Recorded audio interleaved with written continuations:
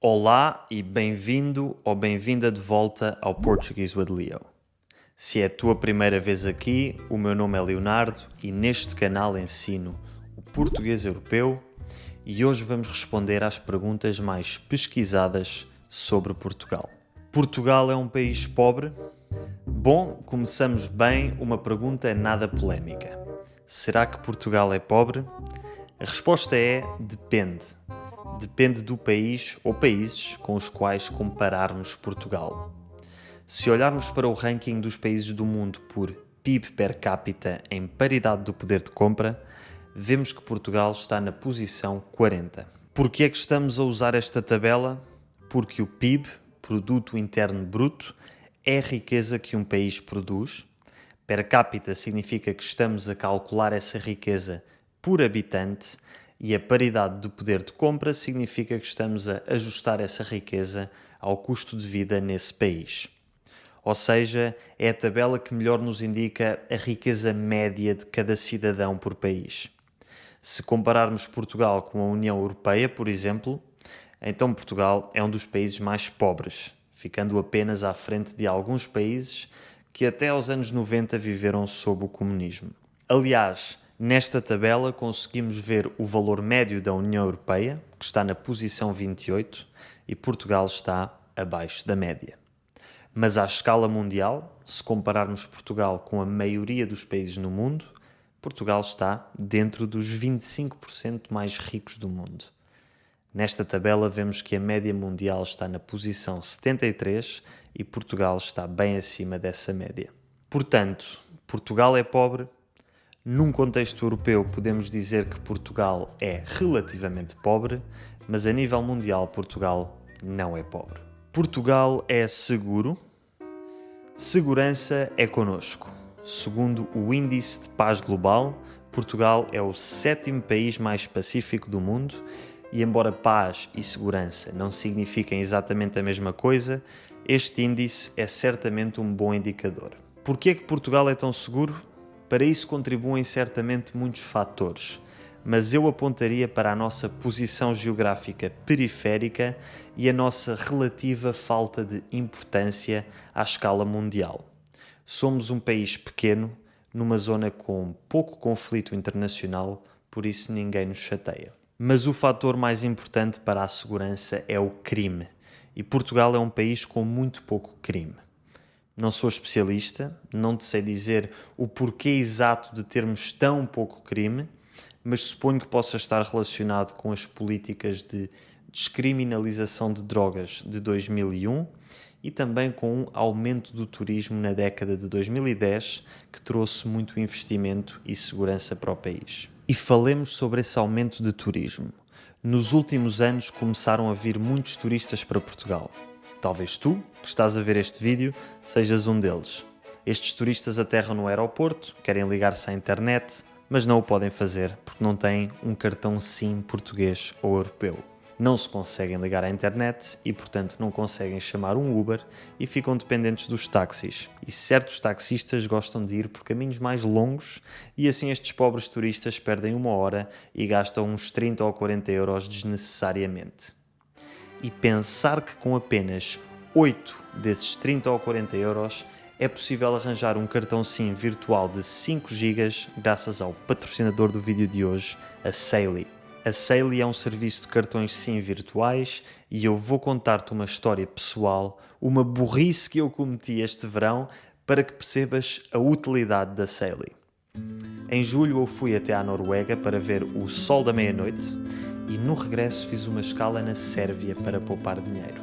Embora seja um país europeu, a Sérvia não pertence à área económica europeia e, portanto, não está abrangida no roaming europeu. Quando aterrei em Belgrado, eu não me lembrei deste facto e, portanto, liguei os dados móveis como estou habituado a fazer na Europa. Depois de apenas 10 minutos de alegre navegação na internet, recebi uma mensagem a avisar que tinha gasto 50 euros em roaming. Não cometas o mesmo erro que eu e em vez disso clica no link na descrição saily.com/leonardo e instala já a aplicação Saily. Depois, quando estiveres a preparar a tua próxima viagem, só tens de selecionar o país para onde vais viajar de entre mais de 150 países e usas o código de desconto Leonardo para teres 15% de desconto na tua primeira compra de um cartão SIM virtual. Depois só tens de ativar o cartão quando aterrares no país e voilà! Já tens dados móveis antes sequer de saíres do avião e poupas tempo e dinheiro na tua próxima viagem. Portugal é um país de primeiro mundo? Eu gosto desta pergunta porque normalmente as pessoas não sabem o significado original do conceito de primeiro, segundo e terceiro mundo. Originalmente, este conceito surgiu no início dos anos 50, durante a Guerra Fria, entre os Estados Unidos e a União Soviética. O primeiro mundo eram os países alinhados com os Estados Unidos. O segundo mundo eram os países alinhados com a União Soviética e o terceiro mundo eram os países que não estavam alinhados com nenhum destes dois blocos. Portugal estava alinhado com os Estados Unidos e, portanto, era um país de primeiro mundo. Mas, segundo esta definição, a Venezuela também era um país de primeiro mundo e a Suécia e a Finlândia eram países de terceiro mundo. Obviamente, hoje em dia estes termos ganharam significados diferentes e usam-se para nos referirmos ao grau de desenvolvimento dos países. Os países considerados de primeiro mundo são aqueles que são industrializados e democráticos. Os de segundo mundo são os que estão em desenvolvimento e os de terceiro mundo são os países pobres ou não desenvolvidos. Segundo esta nova definição, que é menos clara e um pouco ambígua, Portugal, ao ser um país industrializado e democrático, pode ser considerado um país de primeiro mundo. Por que é que Portugal não pertence à Espanha? Aquela pergunta que aleija o orgulho de grande parte dos portugueses. E o motivo pelo qual não gostamos desta pergunta é porque Portugal é sempre visto como o irmão mais pequeno de Espanha, mas na verdade somos quase 350 anos mais velhos do que Espanha. Portugal nasceu em 1143 e Espanha nasceu em 1492. E, portanto, não gostamos muito quando as pessoas sequer colocam esta pergunta. Mas a verdade é que esta pergunta faz bastante sentido. Porquê é que faz sentido? Em primeiro lugar, Espanha nasceu da unificação de todos os reinos católicos da Península Ibérica após a Reconquista Cristã. Todos, exceto Portugal. Por isso faz algum sentido perguntarmos porquê é que Portugal não fez parte da unificação de Espanha. Em segundo lugar, houve efetivamente um período em que Portugal esteve sob o domínio da coroa espanhola. Esse período foi o período da União Ibérica, que durou desde 1580 até 1640.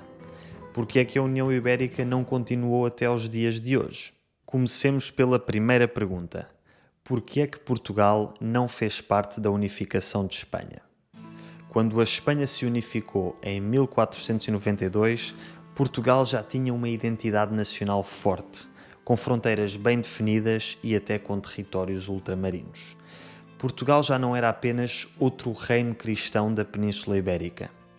No final do século XV, Portugal já estava a estabelecer o seu império global, com os olhos postos na Índia e no comércio de especiarias.